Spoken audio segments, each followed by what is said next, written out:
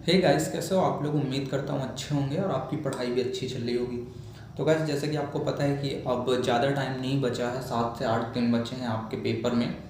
अगर आज से देखा जाए तो 7 दिन ही मान के चलेंगे, क्योंकि 8वें दिन आप लोग का एग्ज़ाम है।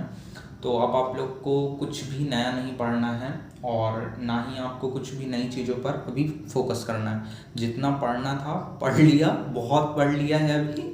अब एक दिन नहीं पढ़ोगे या पिछला नया रिवाइज करोगे या उसको पढ़ने की कोशिश करोगे कुछ भी नया टॉपिक, तो फालतू में पीछे वाले जो पढ़े हैं वो भी ख़त्म हो जाएंगे। इससे बेहतर है गाइस कि आप लोग अब वही रिवाइज करें जो आपने जितना कुछ भी पढ़ लिया है। तो इस टाइम आपको सबसे ज़्यादा ज़रूरत है शॉर्ट नोट्स की। कुछ की पॉइंट्स हैं जैसे कि OMR शीट में फिलिंग वगैरह के, तो वो मैं वीडियो के एंड में आपको बता दूंगा। फिलहाल ये मैं एक आपको इंट्रोडक्शन के लिए एक आपका टॉपिक शॉर्ट नोट्स के टाइप में आपको बना के दे रहा हूँ। अगर आपको वीडियो अच्छी लगेगी और आप लोग के कमेंट्स आएंगे नेक्स्ट किसी भी टॉपिक के लिए, आप कमेंट्स कर देना कि इस टॉपिक पर वीडियो चाहिए शॉर्ट नोट्स, तो मैं आपको उनकी शॉर्ट नोट्स बना के दे दूंगा। जैसे अभी मैंने आर्टिकल चैप्टर की शॉर्ट नोट्स बनाई है, एंड ये बहुत, आप सीरियसली टेस्ट करो, ये बहुत शॉर्ट है। मतलब आप देख रहे हो कि दो दो लाइन में, एक एक लाइन में मैंने इनको डिफाइन करके पूरा ख़त्म कर दिया है। तो अभी हम अपना वीडियो स्टार्ट करते हैं। टाइम नहीं वेस्ट करेंगे क्योंकि आपके पास टाइम भी नहीं है और आपको रिवीजन बहुत ज़्यादा करना है और नया कुछ नहीं पढ़ना है। मैं स्ट्रिक्टली आपको यही चीज़ अभी भी बोलूँगा कि नया कुछ भी नहीं उठाना। जितना पुराना पढ़ लिया, बहुत पढ़ लिया, अब सिर्फ रिवीजन करना है। और शॉर्ट नोट्स सबसे इंपॉर्टेंट है क्योंकि लास्ट टाइम वही काम आते हैं। तो चलिए आर्टिकल चैप्टर स्टार्ट करते हैं। आर्टिकल में कुछ नहीं, अगर आप इंग्लिश को सिर्फ इंग्लिश की तरह पढ़िए, कुछ भी हार्ड नहीं होता इंग्लिश में। सिर्फ आप इंग्लिश को इंग्लिश की तरह पढ़ने की कोशिश कीजिए, उसको हिंदी से कंपेयर मत कीजिए या हिंदी से मत जोड़िए। आर्टिकल है, ठीक है, आर्टिकल लिखा है, बहुत बढ़िया बात है। आर्टिकल में क्या होता है, एक होता है इंडेफिनिट, इंडेफिनिट के अंदर आते हैं ए और एन। दूसरा होता है डेफिनेट, डेफिनेट का मतलब होता है बेसिकली निश्चित, जो चीज़ें निश्चित होती हैं, तो उनके साथ हम दा का यूज़ कर देते हैं। इसको दा और दी कब पढ़ते हैं वो मैं आपको बता सकता हूँ, आपको यहाँ नीचे लिख के बता दूंगा आपकी जानकारी के लिए। पर अभी आपके पास इतना टाइम नहीं कि आप इतना डिटेलिंग में जाओ किसी चीज़ की। आपके पास सिर्फ इतना है कि आप पढ़ लो, आपका एग्जाम क्लियर हो जाए, बहुत है। तो आप देखो यहाँ पे, मैंने आपको बताया कि इनडेफिनेट आर्टिकल, दूसरा डेफिनेट आर्टिकल। आर्टिकल का मतलब वस्तु होता है, क्या होता है उस पर अभी नहीं जाएंगे हिंदी में, मैंने आपको बोला ना कि आप सिर्फ इंग्लिश से पढ़िए। तो आर्टिकल में दो चीज़ें होती हैं, इंडेफिनेट एंड डेफिनेट। यहाँ तक उम्मीद है कि आपको क्लियर हो गया होगा। डेफिनेट मतलब होता है निश्चित, निश्चित आर्टिकल जो कि दा होता है हमारा। इनडेफिनेट के अंदर आता है ए और एन। सबसे पहले हम एन को पढ़ते हैं, बेसिकली इसको अन बोलते हैं लेकिन अभी उतना टाइम नहीं है, तो एन को पढ़ते हैं। एन में मैंने आपको बढ़िया हिंदी से समझा दिया है और बीच में मतलब पूरा इंग्लिश से भी यूज़ किया है, मतलब एग्जाम्पल वगैरह सारे इंग्लिश में, बट हिंदी में समझाया ताकि आपको बेहतर समझ में आ जाए, क्योंकि ये शॉर्ट नोट्स है और हमें शॉर्ट चाहिए अभी। एन का यूज़ करेंगे जहाँ होगा हिंदी के स्वर, यानी जो वॉवेल होते हैं हिंदी के, आ ई ऊ, ये जो आपने पढ़े छोटा आ से, जो भी आपने पढ़ा रखा था। तो अगर कोई वर्ड स्टार्ट होता है, जैसे एग्जाम्पल के लिए देखिए यहाँ पे मैंने दिया ऑरेंज। अब ऑरेंज को अगर हम हिंदी में लिखेंगे तो हम लिखेंगे ऐसे। अब ऑरेंज किससे स्टार्ट है, आ से। अब आ क्या है, हिंदी का वॉवेल है, यानी कि स्वर है, तो इसके पहले हम क्या लगा देंगे, एन। इसी तरह इंक पॉट, जब इंक पॉट को हिंदी में लिखेंगे तो ई करके लिखेंगे। ई क्या आता है, हिंदी के स्वर यानी वॉवेल में आता है, तो यहाँ पर भी हम एन का यूज कर देंगे। इसी तरह आवर, आवर, हावर तो पढ़ते नहीं, इसको आवर पढ़ते हैं, तो आवर ऐसे लिखेंगे, यानी आ से स्टार्ट है तो इसके पहले भी एन लगा देंगे।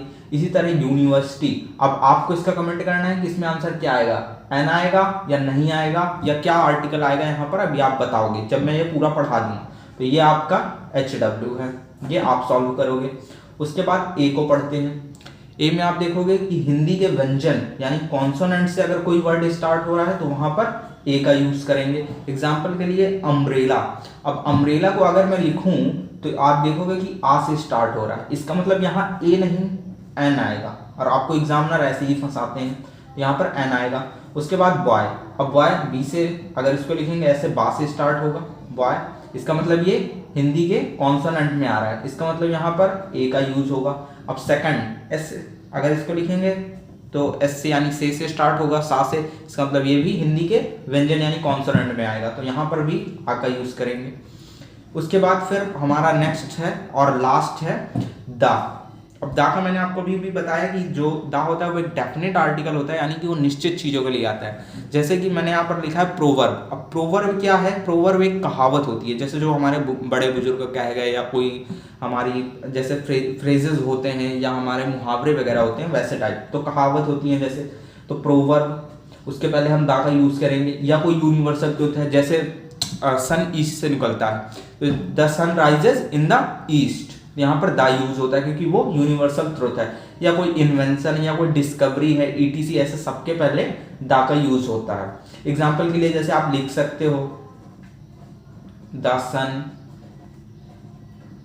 द मून, ऐसे करके आप लिख सकते हो। तो अब आपकी यहाँ पर तीनों चीजें उम्मीद करता हूँ क्लियर हो गई होंगी। एक बार फिर से जल्दी से शॉर्ट में समझ लेते हैं। एन का यूज वहां आप कोई जो वर्ड स्टार्ट हो रहा हो उसको आप पढ़ के देख लेना, अगर हिंदी के वॉवल से निकल रहा है यानी स्वर से, तो आप उसके पहले एन लगा देना। ए में क्या करेंगे कि अगर कोई हिंदी के व्यंजन यानी कॉन्सोनेंट से वर्ड स्टार्ट हो रहा है तो उसके पहले आप ए लगा देना। दी में सबसे जो इंपॉर्टेंट चीज है वो है कि निश्चित, आप इसको याद रखो कोई चीज निश्चित, जैसे कि कहावत वो निश्चित होती है, यूनिवर्सल तो निश्चित होता है। जैसे सन, तो सन निश्चित है यानी डेफिनेट है। इसी तरह मून डेफिनेट है।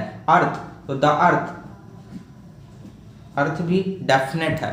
तो इसी तरह आप देख सकते हैं कि यहाँ पर ए, एन और ए और द, आपके तीनों आर्टिकल चैप्टर यहाँ पे क्लियर हो चुके हैं। तो ये थे आपके शॉर्ट नोट्स। उम्मीद करता हूँ कि आपको बहुत अच्छे लगेंगे, और ऐसे ही अगर आपको शॉर्ट नोट्स चाहिए तो आप कमेंट कर देना, जिस भी टॉपिक पर आपको ऐसे शॉर्ट नोट्स चाहिए तो मैं आपको बना के दे दूंगा।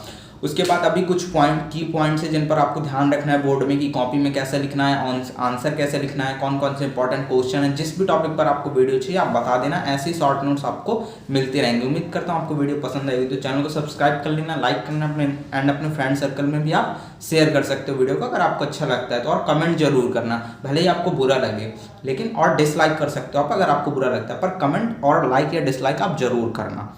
तो अभी के लिए इतना ही। नेक्स्ट वीडियो आप कमेंट करके जल्दी जल्दी बताओ कि आपको किस टॉपिक पर चाहिए।